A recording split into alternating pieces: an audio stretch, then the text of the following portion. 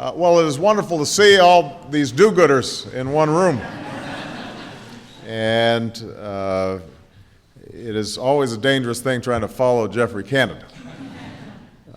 But I thank you all for being here. Before we begin the subject of today's gathering, I want to say a few words about an important milestone that we've reached in Iraq. Today, American troops have transferred control of all Iraqi cities and towns to Iraq's government and security forces. And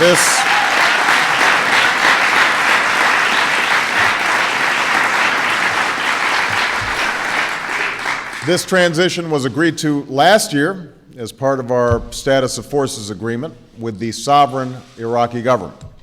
It's a part of our strategy to responsibly end the war by removing all American combat brigades from Iraq by next September, and of all of our troops from Iraq by the end of 2011.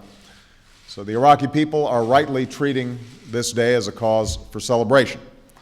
This is an important step forward as a sovereign and united Iraq continues to take control of its own destiny.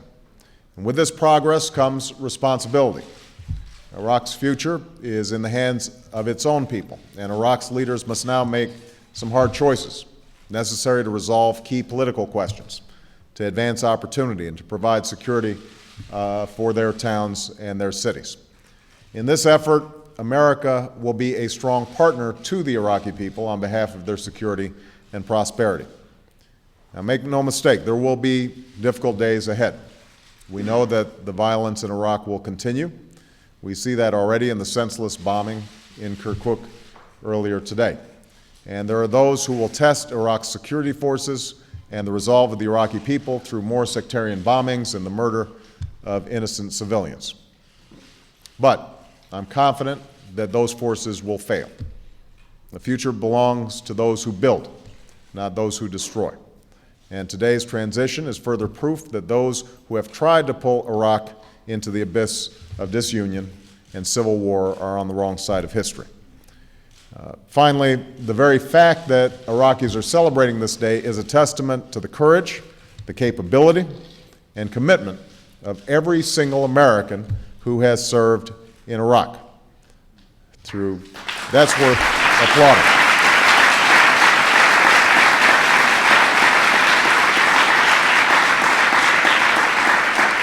Through tour after tour of duty, our troops have overcome every obstacle to extend this precious opportunity to the Iraqi people.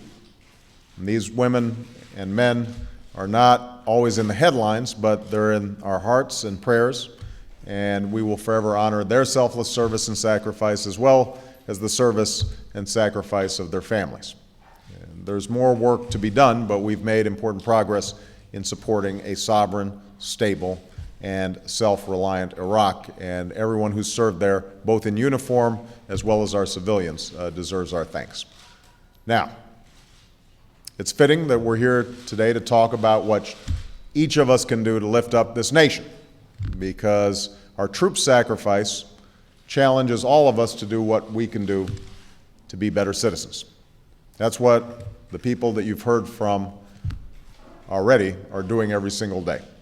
So I want to start off thanking Jeffrey Canada, Robert Chambers, Pat Kristen, who's here with one of Hope Lab's student testers, Richard Ross. Richard, wave to everybody. Go ahead. That's you. For speaking with us about the extraordinary work their organizations are doing in their communities. And I want to thank Richard and Vanessa Nunez for sharing their stories with us today. Thank you very much. You both clearly have very bright futures ahead of you. I want to acknowledge our outstanding Education Secretary, Arne Duncan. He's worth giving a round of applause.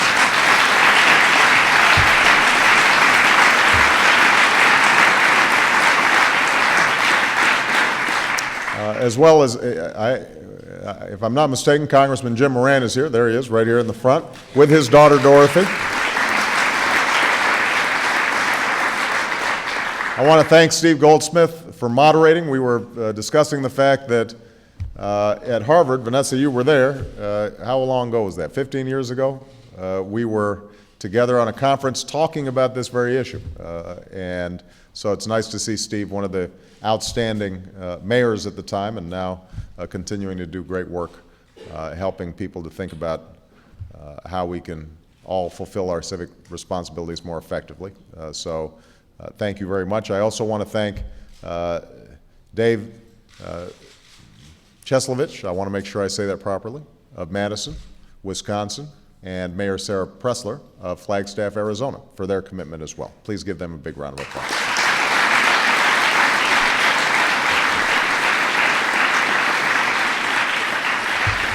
And finally, I want to thank all of you here today for everything you're doing to find new solutions to some of our oldest, toughest problems. I know what you do is not easy. I know that for many of you, the hours are long. The pay could be better, let's face it. But I also know the difference that each of you make. I know the lives that you change every single day. You teach us that there's no such thing as a lost cause if you're willing to be creative and challenge the conventional wisdom and take some risks. If you're willing to try and fail and then try again until you find something that works. And today I want to recognize that pioneering spirit and thank you all for the contributions that you're making to our communities. What you all do is important in any year, but at this particular moment, when we're facing challenges unlike any we've seen in our lifetime, it's absolutely critical. Because while we're working hard to rebuild our economy and help people who are struggling, let's face it, there's only so much that Washington can do. Government can't do everything and be everywhere, nor should it be. For example, government can help rebuild schools, and Arne Duncan's working as hard as anybody. But we need new ways to teach our children and train our teachers and get parents more involved in their children's education. Government can reform our healthcare system, but we need innovative approaches to help people manage their illnesses and lead healthier lives. Government can invest in clean energy, but we need new initiatives to get people to train for green jobs and make their homes and offices more energy efficient. So if anyone out there is waiting for government to solve all their problems, they're going to be disappointed. Because ultimately the best solutions don't come from the top down, not from Washington, they come from the bottom up in each and every one of our communities. Some of you know I first saw this years ago when I worked as a community organizer in Chicago. Neighborhoods devastated by steel plant closings. And I spent hours going door to door, meeting with anyone who would talk to me, asking people about their struggles and what an organization could do to help. And it was slow, laborious going. We had plenty of setbacks and failed more often than we succeeded. But we listened to the people in the community, and we learned from them, and got them engaged, and got them involved, and slowly, block by block, we began to turn those neighborhoods around, fighting for job training and better housing and more opportunity for young people. So the lesson I learned then still holds true today, that folks who are struggling don't simply need more government bureaucracy. That top-down, one-size-fits-all program usually doesn't end up fitting anybody. People don't need somebody out in Washington to tell them how to solve their problems, especially when the best solutions are often right there in their own neighborhoods, just waiting to be discovered. So right now, in communities across America, people are hard at work developing and running programs that could be the next Harlem Children's Zone, or the next Genesis Works, or the next Hope Lab. And idealistic young people like Wendy Kopp, who refused to listen to skeptics years ago and pushed ahead to bring her vision for Teach of America to life. We've got young, at heart people like Robert Chambers, who finish out careers in business or healthcare or education, and instead of transitioning into retirement, they're just too busy, they're too restless. So they come back for an encore, plowing a lifetime of experience into helping people in need. We've got people from all backgrounds, all walks of life, succeeding where others have failed, getting real, measurable results, changing the way we think about some of our toughest problems. The bottom line is clear.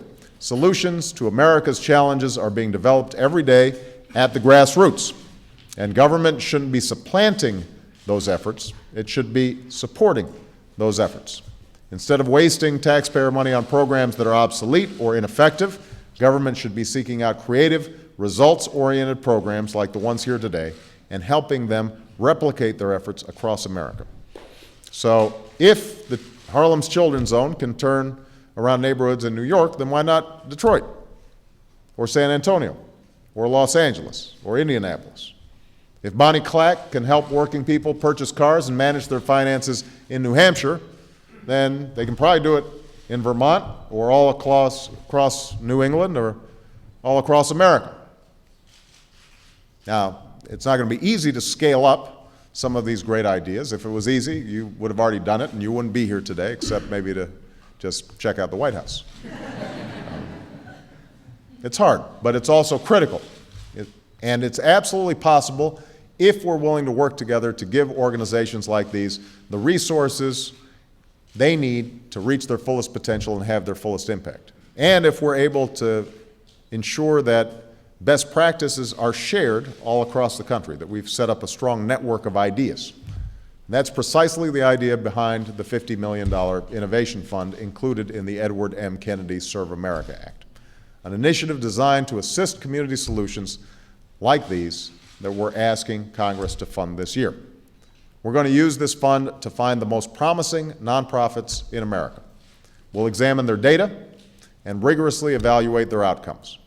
We'll invest in those with the best results that are most likely to provide a good return on our taxpayer dollars. And we'll require that they get matching investments from the private sector, from businesses and foundations and philanthropists, to make those taxpayer dollars go even further. And today I'm announcing that I'll be asking Melody Barnes, who's our director of the Domestic Policy Council, and our innovation team to lead this process, traveling across the country to discover and evaluate the very best programs in our communities. And we won't just be looking at the usual suspects in the usual places. We won't just be seeking the programs that everybody already knows about, but we also want to find those hidden gems that haven't yet gotten the attention they deserve. And we'll be looking in all sorts of communities, rural, urban, and suburban, in every region of this country, because we know that great ideas and outstanding programs are everywhere, and it's up to us to find them. We're going to take this new approach, this new way of doing business, government-wide. So we've already set up a What Works Fund at the Department of Education. $650 million in the Recovery Act that we'll be investing in the most successful, highest impact initiatives in our school districts and communities. It's not just going to be the usual formulas here. From pioneering teacher training programs and efforts to bring new technologies into our schools, to early learning programs and programs to help at-risk kids, these are the kinds of initiatives that Arnie and his staff at the department are looking to support. At the Department of Health and Human Services, we're working on a new home visiting initiative, connecting nurses and other trained professionals with at-risk families to ensure that children get a healthy, safe, and smart start to life. We'll be seeking out the very best programs to achieve those goals, ones with the strongest record of success. And we'll test promising approaches to see what works and what doesn't. So all of this represents a new kind of partnership between government and the nonprofit sector.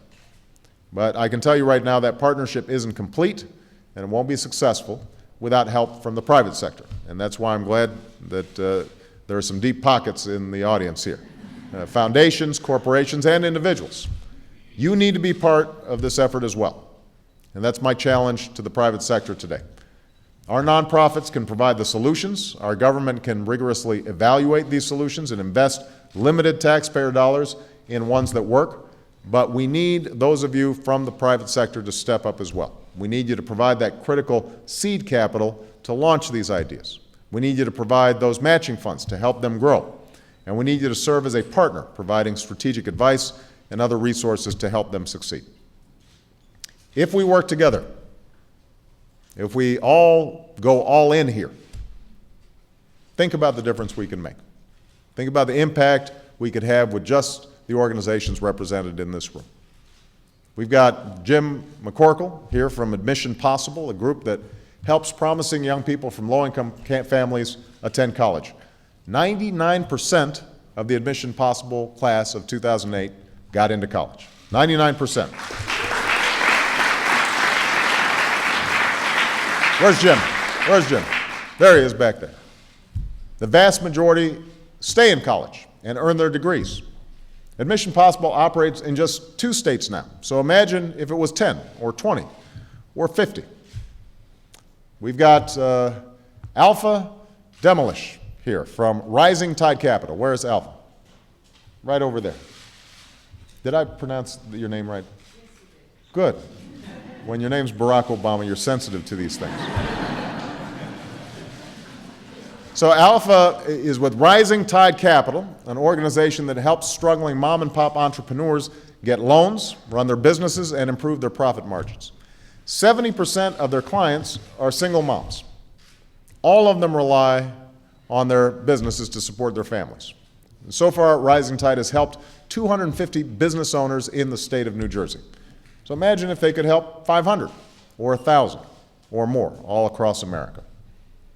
If we empower organizations like these, think about the number of young people like Vanessa and Richard whose lives we can change, the number of families whose livelihoods we can boost, the number of struggling communities we can bring back to life.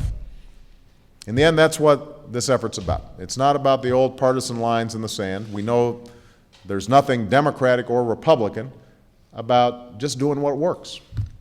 So we want to cast aside worn ideological debates and focus on what really helps people in their daily lives. That's what each and every one of you are doing all across America. For that, I honor you, I thank you, and I look forward to working with you in the days and months and years ahead to address the urgent challenges of our time. So thank you very much, everybody. Good luck.